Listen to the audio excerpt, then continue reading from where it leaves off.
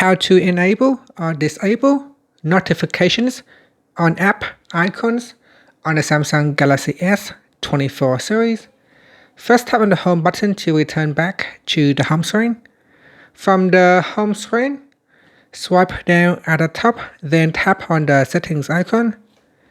Next, in the settings page, we scroll down and then tap on notifications. After that, tap on advanced settings.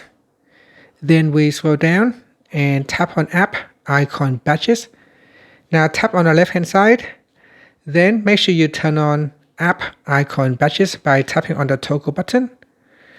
Next we go down and then tap on notifications on app icons. Tap on the toggle button to turn it on or switch it off. Now select touch and hold the app icon to show the notifications. So here you can see all my text messages. I have 4 notifications. So if I touch and hold on the icon, in here it will show me the latest notifications that I have.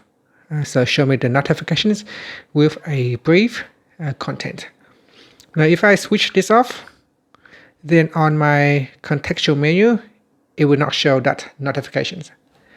And that's it. Thank you for watching this video. Please like and subscribe to my channel for more videos.